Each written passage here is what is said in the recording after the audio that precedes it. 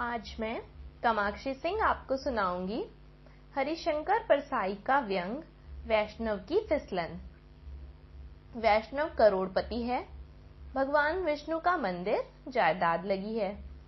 भगवान सूदखोरी करते हैं, ब्याज से कर्ज देते हैं।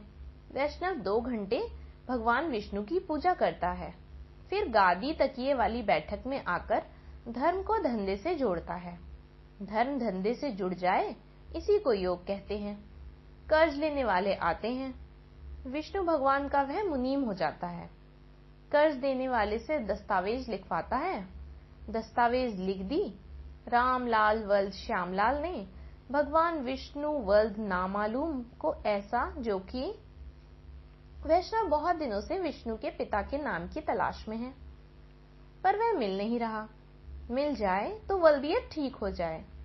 वैष्णव के नंबर 2 का पैसा हो गया है, कई एजेंसियां ले रखी हैं, स्टॉकिस्ट है, जब चाहे माल दबाकर ब्लैक करने लगता है। मगर 2 घंटे विष्णु पूजा में कभी नागा नहीं करता। सब प्रभु की कृपा से हो रहा है। उसके प्रभु भी शायद 2 नंबरी हैं। 1 नंबरी होते तो ऐसा नहीं करने देते।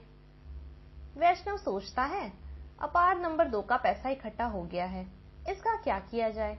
बढ़ता ही जाता है। प्रभु की लीला है, वही आदेश देंगे कि क्या किया जाए।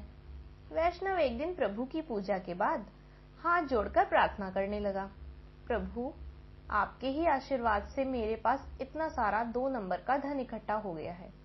अब मैं इसका क्या करूं? आप ही रास्ता बताइए, मैं इसका क्या करूं? प्रभु, कष्ट हरो सबका। तभी वैष्णव की शुद्ध आत्मा से आवाज उठी, अधम, माया जोड़ी है तो माया को उपयोग भी सीख। तू एक बड़ा होटल खोल, आजकल होटल बहुत चल रहे हैं। वैष्णव ने प्रभु का आदेश मानकर एक विशाल होटल बनवाया। बहुत अच्छे कमरे, खूबसूरत बाथरूम, नीचे लॉन्ड्री, नाई की दुकान, टैक्सियां, बाहर बढ़िया लॉन, ऊपर टेरेस गार्डन। और वैष्णव ने खूब विज्ञापन करवाया। कमरे का किराया 30 रुपया रखा। फिर वैष्णव के सामने धर्म संकट आया, भोजन कैसा होगा। उसने सलाहकारों से कहा, मैं वैष्णव हूँ, शुद्ध शाकाहारी भोजन कराऊंगा, शुद्ध घी की सब्जी, फल, दाल, रायता, पापड़ वगैरह। बड़े होटल का नाम सुनकर बड़े लोग आने लगे, बड़ी बड़ी कंपनी के एग्जीक्यूटिव, बड़े अफसर और बड़े सेठ। वैष्णव संतुष्ट हुआ, पर फिर वैष्णव ने देखा कि होटल में ठहरने वाले कुछ असंतुष्ट हैं। एक दिन एक कंपनी का एग्जीक्यूटिव बड़े तैश में वैष्णव के पास आया, कहने लगा, इतने महंगे होटल में हम क्या यह घास पत्ती खाने के लिए ठहरते हैं? यहाँ नॉनवेज का इंतजाम क्यों नहीं है? वैष्णव ने जवाब दिया, मैं वैष्णव हूँ, मैं गोश्त का इंतजाम अपने होटल में कैसे कर सकता हूँ? उस आदमी ने कहा, वैष्णव हो तो ढाबा खोलो, आधुनिक होटल क्यों खोलते हो? तुम्हारे यहाँ कोई नहीं ठहरेगा।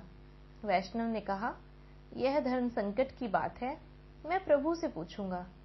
उस आदमी ने कहा, हम भी बिजनेस में हैं, हम कोई धर्मात्मा नहीं, न आप न मैं। वैष्णव ने कहा, पर मुझे तो यह सब प्रभु विष्णु ने दिया है, मैं वैष्णव धर्म के प्रतिकूल कैसे जा सकता हूँ? मैं प्रभु के सामने नतमस्तक होकर उनका आदेश लूंगा। दूसरे दिन वैष्णव साष्टांग विष्णु के सामने लेट गया, कहने लगा, प्रभु, यह होटल बैठ जाएगा। ठहरने वाले कहते हैं कि हमें यहाँ बहुत तकलीफ होती है। मैंने तो प्रभु वैष्णव भोजन का प्रबंध किया है, पर वे मांस मांगते हैं, अब मैं क्या करूं? वैष्णव की शुद्ध आत्मा से आवाज आई, मूर्ख, गांधी जी से बड़ा वैष्णव इस युग में कौन हुआ है? गांधी जी का भजन है, वैष्णव जन तो तेड़े कहिए, जे पीर पड़ाई जाने रे। तो इन होटल में रहने वालों की पीर क्यों नहीं जानता? उन्हें इच्छानुसार खाना नहीं मिलता, उनकी पीर तू समझ और उस पीर को दूर कर। वैष्णव समझ गया। उसने जल्दी ही गोश्त, मुर्गा, मछली का इंतजाम करवा दिया। होटल के ग्राहक बढ़ने लगे। मगर एक दिन फिर वही एग्जीक्यूटिव आया, कहने लगा, हाँ, अब ठीक है, मांसाहार अच्छा मिलने लगा है, पर एक बात है। वैष्णव ने पूछा, क्या? उसने जवाब दिया, गोश्त के पचने की दवाई भी तो चाहिए।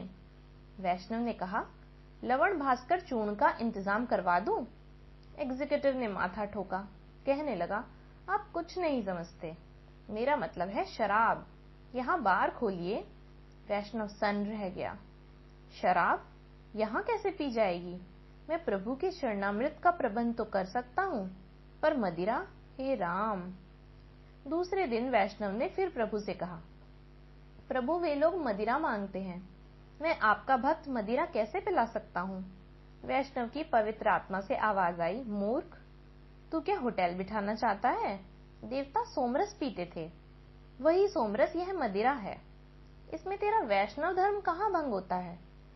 सामदेव के 63 श्लोक सोमरस अर्थात मदिरा की स्तुति में है। तुझे धर्म की समझ है या नहीं?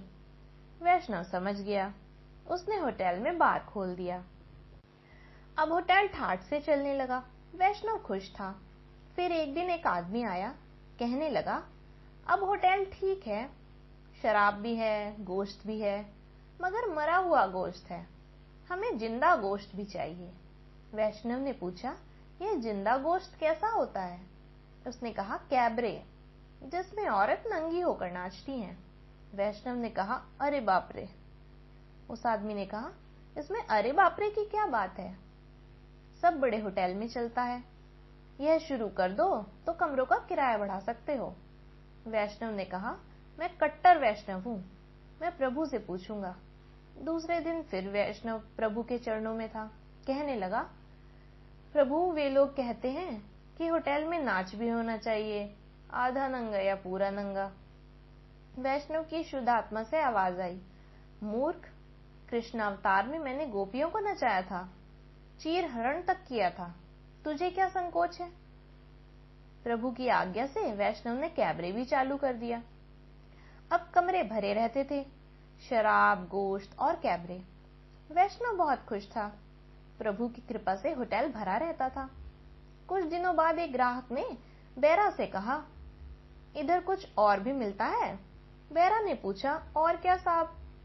ग्राहक ने कहा, अरे यही मन बहलाने को कुछ, कोई ऊंचे किस्म का माल मिले तो लाओ। बैरा ने कहा, नहीं साहब, इस होटल में यह नहीं चलता। ग्राहक वैष्णव के पास गया, बोला, इस होटल में कौन ठहरेगा? इधर रात को मन बहलाने का कोई इंतजाम नहीं है। वैष्णव ने कहा, कैबरे तो है साहब। ग्राहक ने कहा, कैबरे तो दूर का होता है, बिल्कुल पास का चाहिए, गर्म माल, कमरे में। वैष्णव फिर धर्म संकट में पड़ गया।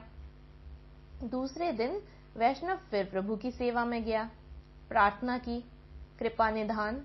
ग्राहक लोग नारी मांगते हैं, पाप की खान। मैं तो इस पाप की खान से जहां तक बनता है दूर रहता हूँ। अब मैं क्या करूं?